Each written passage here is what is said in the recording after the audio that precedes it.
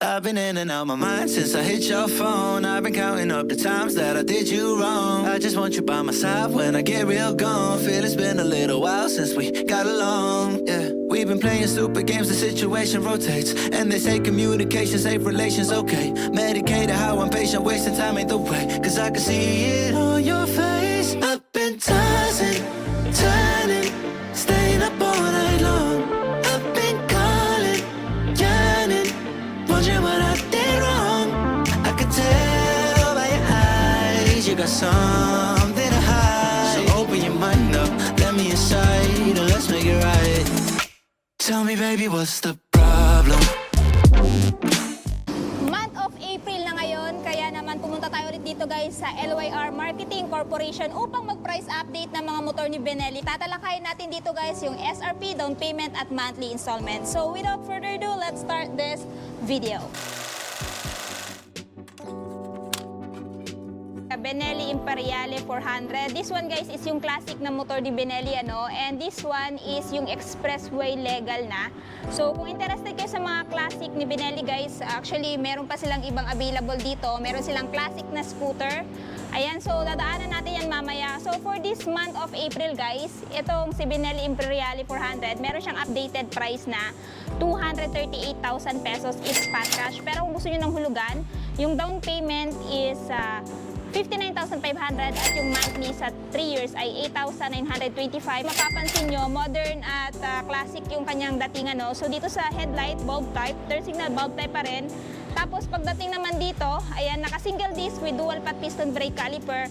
And dito guys, kita nyo naman napaka-astig. So ito yung tipo ng motor na if ever dadaan man maraming panahon, hindi basta-basta luluma kasi nga classic siya. Kung naghahanap ka ng sports naked bike guys, tapos yung height nyo ay nasa mga 5 flat, 5'2", yung hindi kayo masyado katangkaran pero talagang bet na bet nyo talaga magkaroon ng isang sports naked bike, meron ako i-recommend sa inyo guys. Itong si Benelli Lucino 250, pero yun nga lang hindi siya expressway legal. Bagay dito sa mga lady rider at doon sa mga gustong magkaroon ng sports naked bike na galing sa 150cc at gusto mag-upgrade ng displacement. So for this month guys, meron siyang updated price na 210,800. Ayan. Pero kung gusto niyo ng hulugan, of course meron siyang down payment na 23,188 at monthly naman sa 3 years na 9,788. Tapos guys, meron po siyang rebates na 200. So, ang makukuha nyo dito kay Lucino 250 guys, hindi ko pa ito na-review pero dito magbibigay tayo ng brief, no?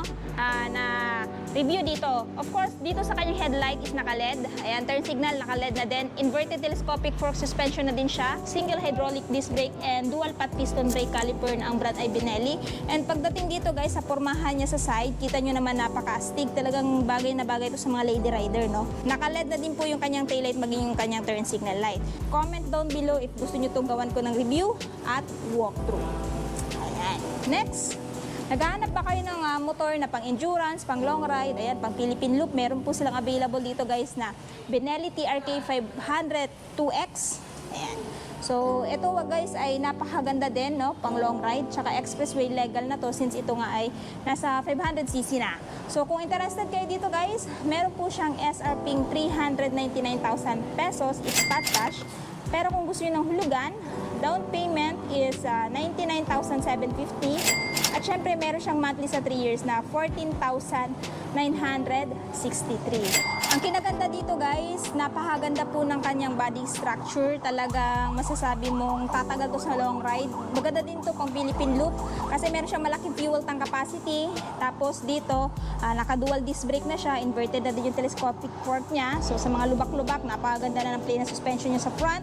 Tapos meron din siyang crash guard dito. Ayan. Tapos may abang na din siya for top box guys, no, kasi wala naman siyang compartment kaya kailangan nyo magpalagay ng top box. Tapos dito sa tambucho niya, kita nyo naman guys, alam nyo na, napaka-astig. And ayun, meron pa siyang naka-print na Benelli. Sa likod naman, naka-dual sports din yung tire niya guys, semi-black tire. So kahit saang road condition nyo to dadalhin, talagang napakaganda po talaga ng plane ng suspension niya, maging ng gulong niya. So comment down below if ever gusto nyo to gawan ko ng review. Ayan po yung kanyang dashboard. Ayan. Next. Kung naghahanap naman kayo guys ng classic scooter ni Benelli, meron lang available guys na Benelli Panarea. Ayan. So this one is 125cc. Ayan, 125cc or 124cc to be exact.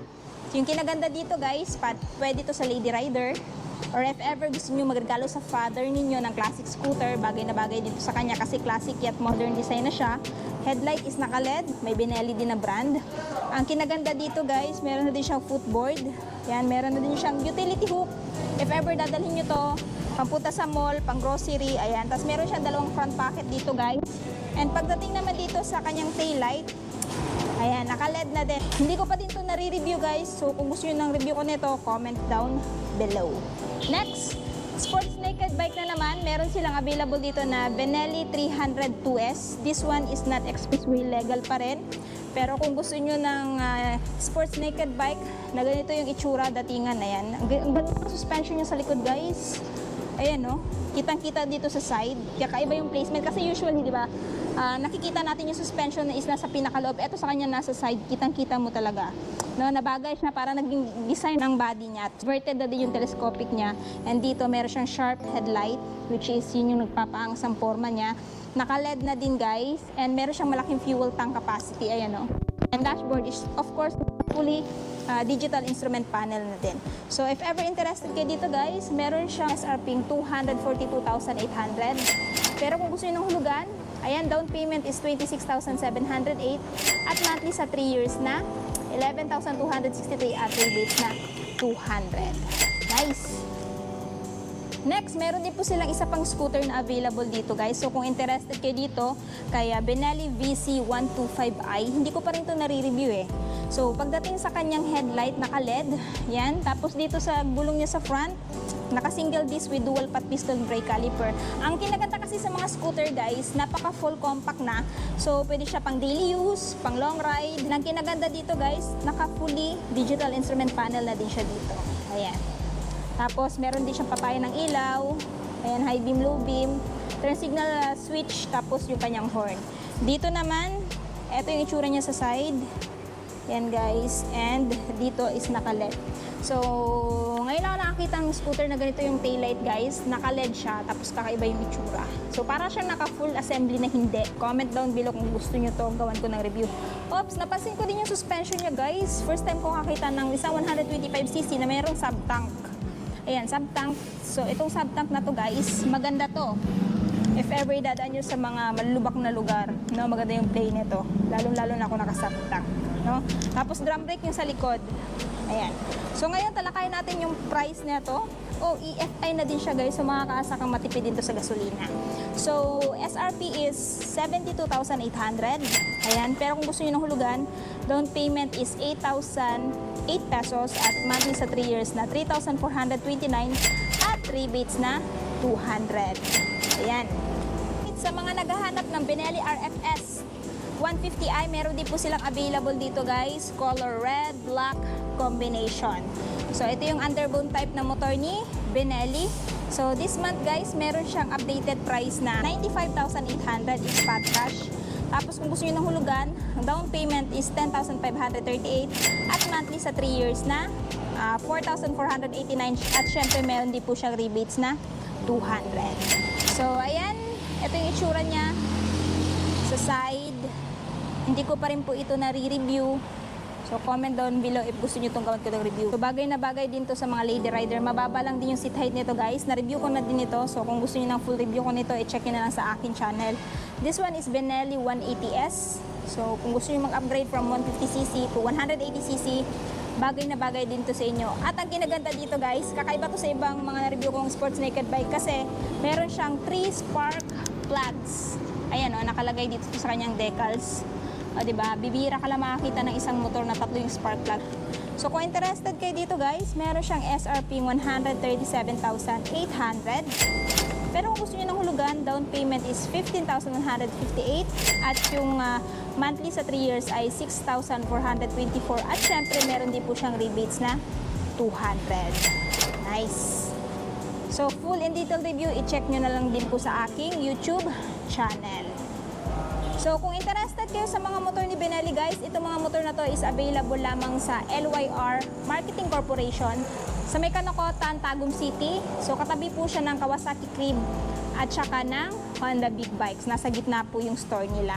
Natapos na nga natin ikutan yung mga motor ni Benelli. Alin sa mga motor ni Benelli yung natitipuhan yung bilhin? I-comment nyo nga sa baba. At syempre, kung bago pa lang kayo sa channel ko at hindi pa nakapag-subscribe, huwag kalimutan mag-subscribe para ma-notify kayo once may bago tayong upload. So yun guys, hanggang dito na muna tayo. Ride safe and peace out!